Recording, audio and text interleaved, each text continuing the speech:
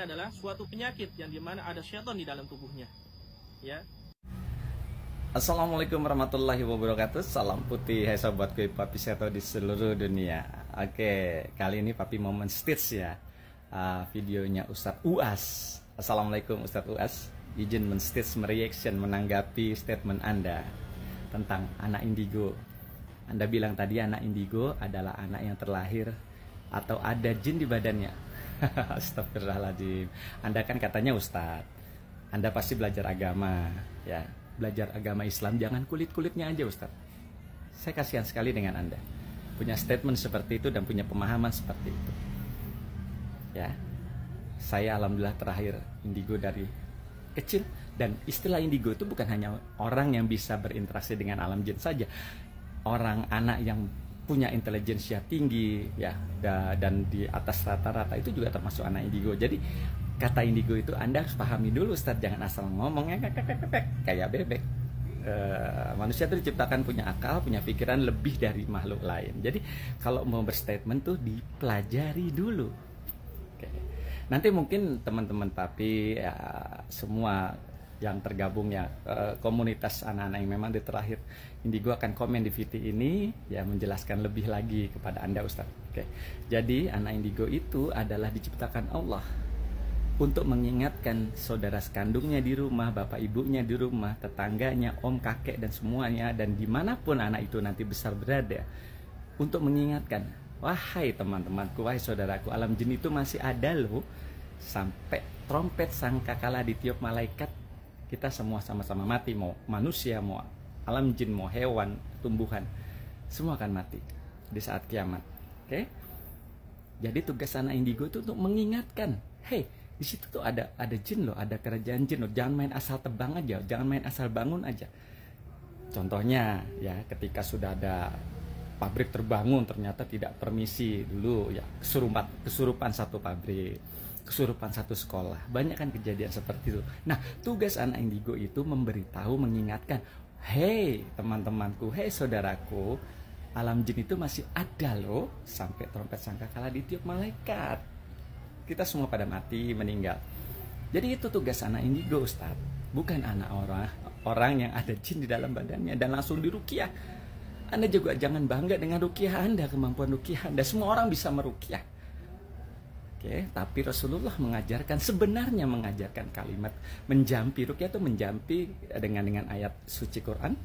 Itu memang bisa membuat panas dan tidak nyaman bangsa jin untuk keluar dari badan orang. Tapi itu tahapan terakhir setelah jin itu paham, jin itu salah loh di badan orang itu, apapun itu. Karena jin itu bodoh di bawah manusia, 30% otaknya. Makanya manusia derajatnya lebih tinggi dibanding bangsa jin. Tugas manusia memberitahu dan memberi penegasan, hei kamu salah loh di badan orang ini. Hei kamu salah loh disuruh dukun ini untuk menjahili, membuat sakit, membuat bangkrut, membuat segala macam tugas santet. Jadi itu diberitahu, bukan langsung dibakar dengan ayat. Karena jin itu bodoh sebenarnya, nggak tahu. Dipanggil sama dukun santet, sini tak kasih sajen makan enak, kamu berangkat ya, sumbat aliran darah, bikin stroke, bikin sakit, bikin bangkrut, tutup rezeki auranya biar orang nggak lihat. Jadi tuh jin itu nggak ngerti dan harus diberi penegasan, bukan langsung dibakar dengan ayat. Ruqyah yang Anda banggakan itu loh. Logikanya begini, Ustadz, Anda tiba-tiba dipukul sama orang, Anda merasa tidak bersalah, Anda tidak tahu apa-apa, pasti Anda akan mengelak, melawan. Bahkan teman-teman Anda, saudara Anda akan membela Anda. Kejadiannya seperti itu juga. Kalau jin tiba-tiba dibakar dengan ayat, dia tidak tahu. Saya jamin, saya muslim juga, tapi saya tidak setuju dengan tiba-tiba langsung diruqyah. Harus dikasih pemahaman dulu. Itu pentingnya dicipta sama Allah. Jadi anak indigo itu untuk mengingatkan, memberitahu bangsa jin. Anda kenapa sih memojokkan anak indigo? Anda iri ya? Anda sang pengobat terapis ruqyah, tapi Anda tidak tahu jin itu kenapa masuk dan tidak bisa komunikasi. Itu tugas-tugas kami, anak-anak yang terlahir indigo ya. Jadi Anda jangan memojokkan kami, anak-anak yang terlahir indigo ya. Oke, jadi fungsi anak indigo itu untuk memberitahu, mengingatkan, hei alam jin itu masih ada loh, hei jangan main tebang pohon itu, jangan dihababatin, permisi dulu. Banyak kejadian kan, pabrik sudah terbangun terus tiba-tiba banyak kesurupan massal. Sekolah juga seperti itu. Ya contohnya kalau kesurupan, jangan langsung diruqyah. Diberi pemahaman dulu, hei jin kamu jangan masuk. Sebenarnya kan gini, orang yang kesurupan itu ingin memberitahu jin itu tidak nyaman, tidak suka. Contoh, ada yang pipis meludah sembarangan dan kena dia. Dia kan pasti akan marah dan masuk ke badan orang itu dan ingin memberitahu yang lain, kalian jangan di sini, ini ada rumah. Ya, tiba-tiba dibakar dengan ayat, dengan ruqyah. Apa nggak akan tambah marah karena dia tidak tahu? Ya, dia penyampaian jin itu karena otaknya cuma 30%, tidak tahu, salah, tiba-tiba masuk. Harusnya diberitahu dulu, ya.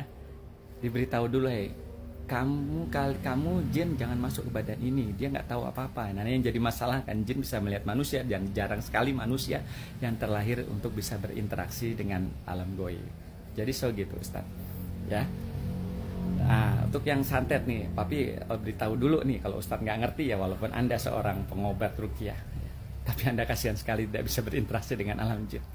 Ya, gini, santet itu jin dipanggil sama dukun santet, dikasih makanan sajen yang enak, nyaman, dia merasa kenyang, dia berangkat ke orang ini dan stay di badan orang itu, bikin sakit, bikin bangkrut usahanya, nggak ada orang yang melihat padahal buka tokonya, usahanya, macam-macam beragam itu. Ada santet sakit, santet kunci rezeki, santet mati.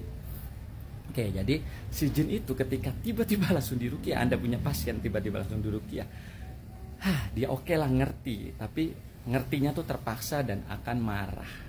Saya jamin 3 hari ke depan, 7 hari ke depan, 11 hari ke depan orang yang diruqyah akan lebih sakit kalau tidak diberitahu salahnya jin itu apa. Saya jamin itu. Saya muslim tapi saya tidak setuju dengan kalau langsung dengan ruqyah dibakar dengan ayat, karena ruqyah itu tahapan terakhir. So jadi di VT ini luas sekali pembahasannya. Saya Papi Seto, saya seorang spiritualis. Anda boleh lihat VT saya seperti apa, dan banyak teman-teman saya yang memang terlahir untuk bisa berinteraksi dengan alam goib, dan tugas kami itu sebenarnya itu. Jadi tolong dipahami, jangan asal ngejeplak, pelajari agama Islam dengan baik sampai ke dalam-dalamnya, jangan cuman kulit-kulitnya saja tahu haram halal langsung buka praktek. Ruqyah. Oke, Ustadz, ya. Semoga VT ini bisa mengedukasi Ustadz dan yang lain. Oke. Manusia itu diciptakan sebagai khalifah pemimpin alam ini, alam semesta, tumbuhan, hewan dan segala macam, termasuk alam jin. Kalau alam jin itu tidak mengerti, tugas manusia harus memberitahu. So, pelajari ilmu sedalam-dalamnya, ilmu agama Islam sedalam-dalamnya biar Anda lebih bijak, Ustaz. Anda seorang peruqyah, tapi Andanya juga harus tahu, ya. Anda sudah menyinggung anak-anak yang terlahir indigo, padahal tugas mereka berat sekali. Penyimbang alam. Makin kesini orang makin seenaknya arogansi, main tebang saja, main bangun saja tanpa izin permisi. Padahal alam jin diciptakan Allah, hidup berdampingan dengan manusia, sampai trompet sangkakala ditiup sama malaikat. So, pahami itu Ustaz. Ya, untuk sobat gue Papi Seto di seluruh dunia dan teman-teman Papi, anak-anak Papi semuanya, saudara-saudara Papi di komunitas Indigo Nusantara, komen yuk di VT ini. Semoga VT ini bisa mengedukasi semuanya. Oke, Assalamualaikum warahmatullahi wabarakatuh. Salam putih.